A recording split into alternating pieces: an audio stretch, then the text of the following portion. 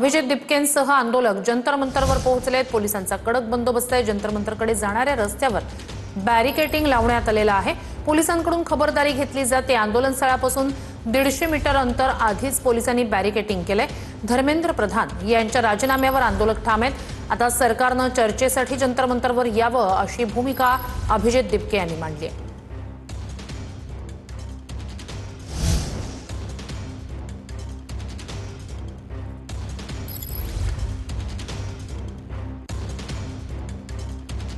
दोन दृश्य आपण पाहतोय। मोठ्या संख्येने आंदोलक जंतर मंतरवर आहेत आणि आता सरकारनं चर्चेसाठी इथे यावं अशी भूमिका अभिजित दिपके यांनी मांडली आहे। दुसरीकडे कालचा आंदोलनाचं स्वरूप लक्षात घेता आज आंदोलन स्थळापासून 150 मीटर आधीच बॅरिकेटिंग करण्यात आलेलं आहे। तो संपूर्ण भाग जो आहे तिथून बाहेर पडणारे सगळेच मार्ग सील करण्यात आलेले आहेत।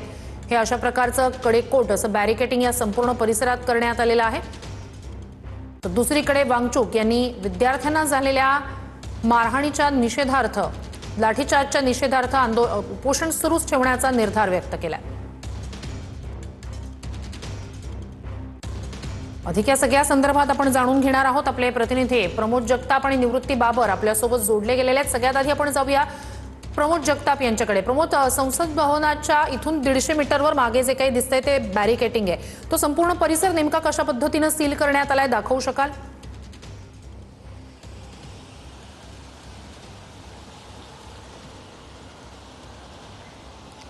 श्रुती, मी संसद भवनच्या परिवहन गेटवरती आहे। म्हणजे या ठिकाणापासून काही मीटर अंतरावरती संसद पाठीमागा आहे।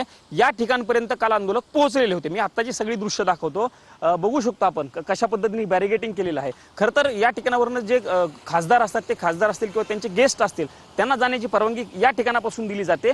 अगदी काही मीटर अंतरावरती बघू शकतो आपण संसद भवनचं कार्यालय देखील कॅमेऱ्याच्या माध्यमातून दाखवण्याचा प्रयत्न करतो, पण दिल्ली पोलीस याही ठिकाणी कायमस्वरूपी असल्याचं चित्र आपल्याला बघायला मिळतंय। खबरदारीचा उपाय म्हणून पोलिसांकडून ही बॅरिकेटिंग केली गेलेली आहे। अशा पद्धतीचे बॅरिकेटिंग या परिसरामध्ये रुशाली असतं, पण आज त्या बॅरिकेटिंग मध्ये वाढ केल्याचं दृश्य बघायला मिळते, कारण काल याच ठिकाणापर्यंत आंदोलक जे आहेत ते पोहोचल्याचं दृश्य बघायला मिळालं होतं। रुशाली काल श्रुती काल TV9 च्या माध्यमातून आपण जी दृश्य दाखवली, बॅरिकेटिंग जे काही तोडलेले होते ते बॅरिकेटिंग इथपासून काही मीटर अंतरावरती तोडल्याचं दृश्य आपल्याला बघायला मिळालं होतं। इथपर्यंत काल खरं तर आंदोलक पोहोचलेले होते। आज संसदेच्या कामकाजाचा दुसरा दिवस आहे।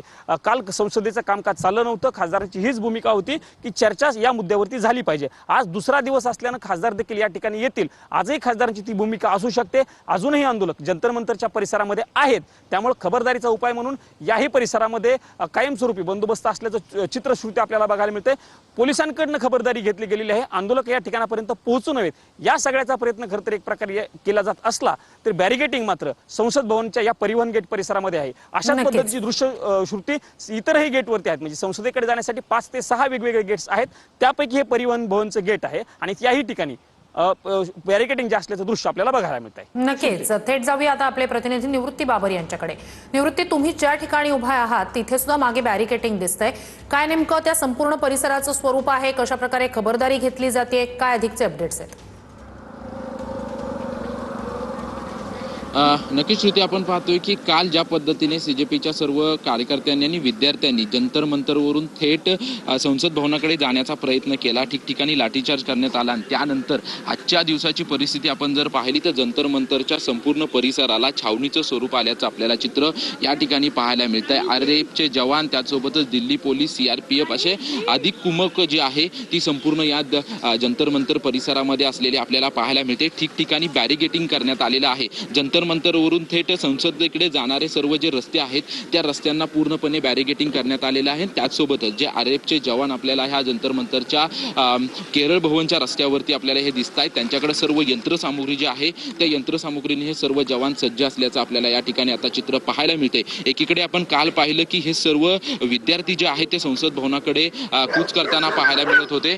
ते त्यांनी त्या ठिकाणी घुसण्याचा देखील ठिकठिकाणी प्रयत्न केला होता। त्याचसारखी कालच्यासारखी परिस्थिती आज निर्माण होऊ होऊ नये यासाठी जे आहेत ते पूर्णपणे प्रयत्न जे आहेत ते पोलिसांच्या वतीनं आणि आरएफच्या जवानांच्या वतीनं या ठिकाणी केले जात असल्याचं पाहायला मिळतं. एकंदरीत जंतर मंतरची परिस्थिती आपण जर पाहिली तर जंतर मंतरवरती ठिकठिकाणी पोलीस बंदोबस्त, अधिकचे जवान, त्याचसोबतच वेगवेगळे यंत्रणा जे आहेत ते घेऊन सज्ज असलेले जवान आपल्याला या ठिकाणी पाहायला मिळतात. आणि एकीकडे जंतर मंतरवरती विद्यार्थ्यांचं अजून देखील आंदोलन सुरू आहे. अभिजित तिपके सकाळपर्यंत जंतर मंतरवरती उपस्थित असल्याचं आपल्याला पाहायला मिळालं आणि त्यांनी सांगितलं की केंद्र सरकारच्या मंत्र्यांनी येऊन या ठिकाणी आम्हाला आश्वासन द्यावं अशी प्रकारची भूमिका त्यांनी घेतली होती. त्यानंतर आज आंदोलनाला नक्की कसं स्वरूप येतं हे पाहणं महत्त्वाचं असेल. मात्र कालच्यासारखी परिस्थिती उद्भवू नये यासाठी पूर्णपणे काळजी जी आहे ती पोलिसांकडून घेतली जात असल्याचं चित्र आपल्याला या ठिकाणी पाहायला मिळते. त्यामुळे संपूर्ण जंतर मंतरचा जो परिसर जो आहे तो परिसरामध्ये ठिकठिकाणी पोलीस बंदोबस्त आणि विशेष काळजी जी आहे ते घेत असल्याचं कर्मचारी आपल्याला पाहायला मिळत आहेत. नक्कीच निवृत्ती,